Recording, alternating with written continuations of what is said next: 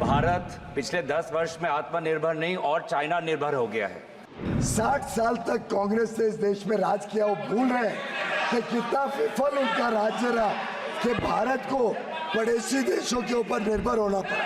जहां पे विदेश मंत्री बोलते हैं कि हम चाइना के साथ सख्ती से पेश आएंगे, वहीं पर वाणिज्य मंत्री कहते हैं कि हमको चाइना से और निवेश चाहिए। आज के दिन उनका नाम बदल गया, क्या बोलते हैं?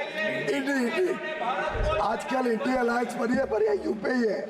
यूपीए के समय देश को कमजोर किया गया। हमें आज तक पता नहीं वो एमओयू क्या था। देश के विदेश मंत्री और वाणिज्य मंत्री दो अलग बातें क्यों करते हैं? मुझे खुशी है सदन से साझा करते हुए आपके माध्यम से कि अब 65% से अधिक एयर कंडीशनर्स में भारतीय बनाए हुए भारतीय मूल के कंपोनेंट्स लगते हैं और ये बढ़ के 80-85% तक अगले 2-2.5 वर्ष में जाएगा। जो शुरुआत की है भातृहरि महताब जी ने पूछी, हमने फिर से क्यों खोली? कई कंप्रेसर मैन्युफैक्चरर्स ने इसका लाभ लिया, कई और इसका लाभ लेना चाहते हैं। फिर और कंपोनेंट मैन्युफैक्चरर्स ने जब अप्रोच किया, हमारे पास कुछ निवेश बाकी था तो कुछ सब्सिडी बाकी थी, तो एक और बार विंडो खोली कि और लोग इसका लाभ ले सके। भारत आत्मनिर्भर हो एयर कंडीशनर्स, एलईडीज में, टेलीकॉम में। और ये कोविड के समय आत्मनिर्भर भारत पैकेज के साथ साथ इस स्कीम ने एक बहुत महत्वपूर्ण और अहम भागीदारी की भारत को सक्षम बनाने के लिए।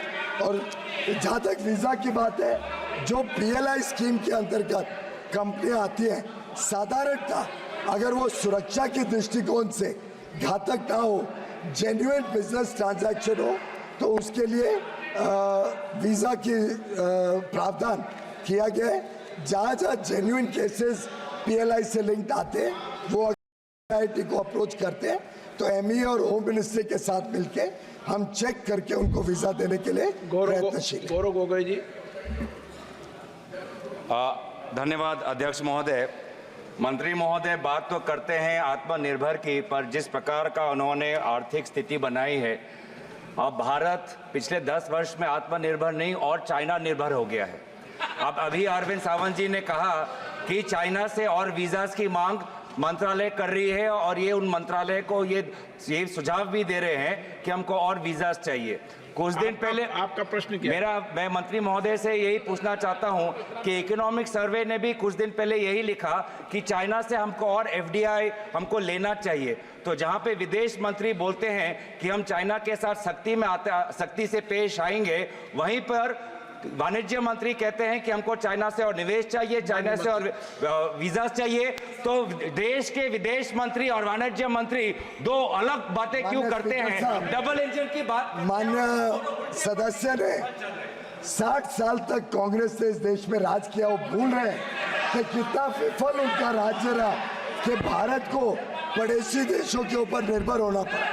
हाल में पिछले हफ्ते एक सवाल के जवाब में हमारे मंत्रालय ने साझा किया था देश को कि कैसे कांग्रेस के समय जो इंपोर्ट है, जो आयात होता है, वो इतने बड़े पैमाने पे बढ़ा कि कहाँ $4 बिलियन का चाइना से आयात होता था, वो बढ़ के लगभग 40-45 बिलियन तक गया।